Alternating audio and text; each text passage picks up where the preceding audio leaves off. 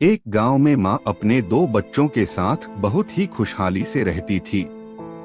अपने पति के गुजर जाने के बाद उसने पुत्र और पुत्री को पाल पोस कर बड़ा कर दिया।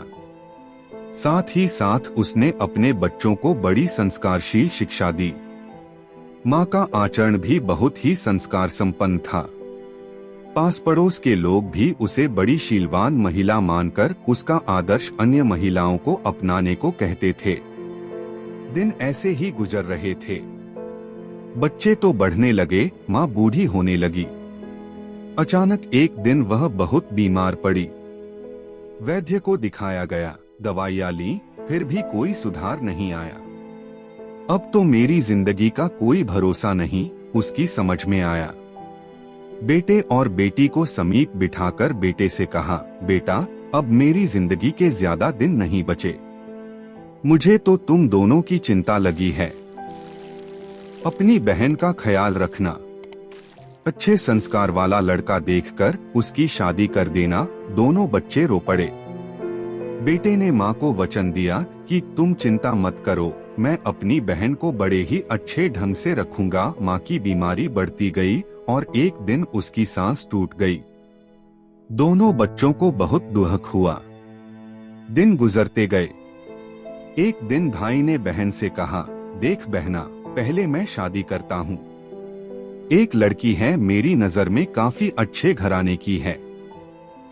अगर मैं पहले शादी करूंगा तो तुम्हारी शादी करने के लिए कोई दिक्कत बीच में नहीं आएगी। बहन तो समझदार थी, उसने सहमति दे दी। भाई ने ऊंचे घराने में शादी की। जैसे ही उसकी शादी हुई, वह बहन से दूर दूर जाने लगा। अपनी पत्नी के बहकावे में आकर बहन से बातचीत करना भी छोड़ दिया। उसकी पत्नी तो अपनी ननद से बात तक नहीं करती थी, उसकी शादी की बात तो दूर की थी।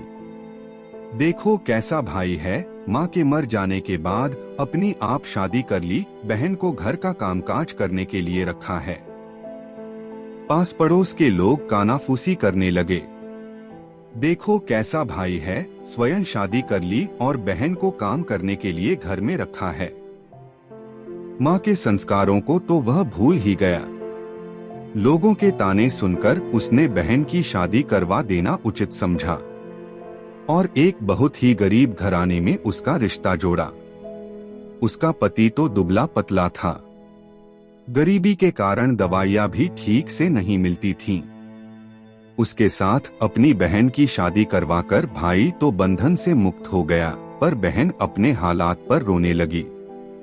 उसे बार बार माँ की याद आती थी। वो दिन रात रोती, पर हालात अभी भी बदले नहीं थे। भाई की अमीरी बढ़ती गई, बड़ा घर, गाड़ी, पत्नी के लिए महंगी महंगी साड़ियाँ, आभूषण वगैरह महंगे सामानों से घर भरा पड़ा था। लक्ष्मी तो उनके घर में जैसे पानी भर रही थी। अपनी बहन को तो वह पूरी तरह भूल चुका था। बहन के बेटे का अपने मामा के घर जाने का बहुत मन करता था, मगर उनकी गरीबी के कारण मामा तो उनसे रिश्ता ही नहीं रखना चाहता था। एक दिन बच्चों के मामा ने पूरे गांव को दावत देनी चाहिए।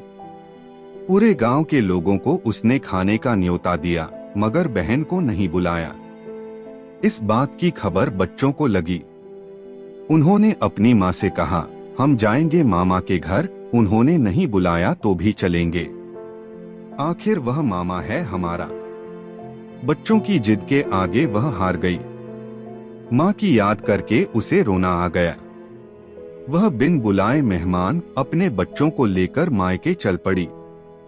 दूर से मामी ने उनको आते हुए देखा तो वह गुस्सा हो गई। उसने पति से कहा, भिखारी आए हैं, उनको बाहर ही बिठा देना। अपनी भाभी के शब्द सुनकर बहन को बहुत दुख पहुंचा, पर वह बच्चों के साथ चुपचाप बैठी रही। गांव के लोगों को तो पंच पकवान दिए और बहन को बासी भोजन दिया।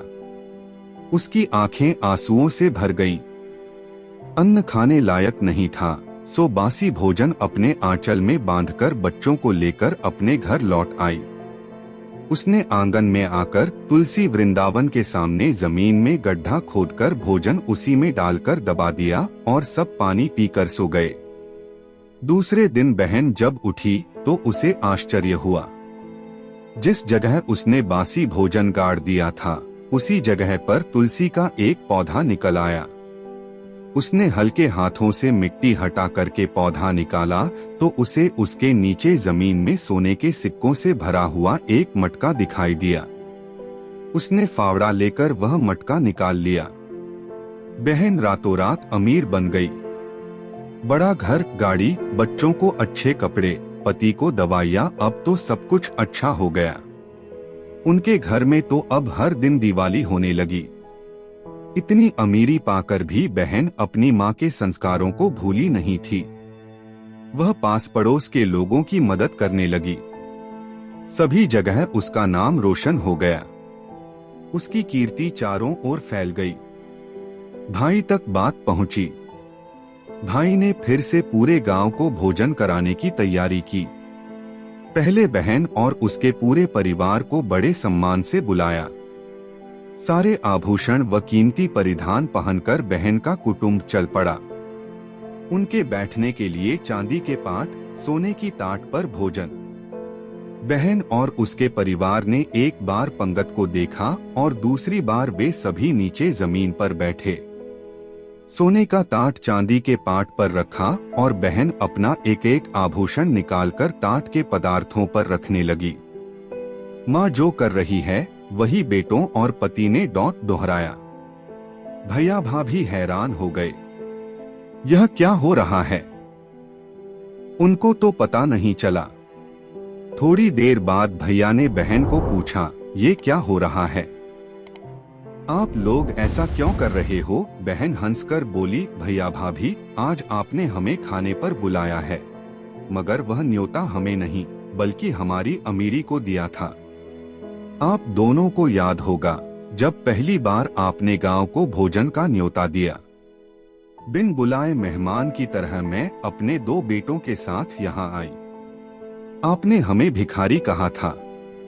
उस समय हम भूखे थे और खाने की सख्त जरूरत थी, तब हमारे सामने बासी भोजन भिखारी की तरह रखा। अब हमारा बड़ा मकान है, भरपूर अन्न खा सकते हैं, गहने, गाड़ी, सब कुछ है। अब किसी चीज की जरूरत नहीं है। सो आपने हमारी अमीरी को खाने का न्योता दिया है, इसलिए मैं खाने के ऊपर ये गहने रख रही हूँ।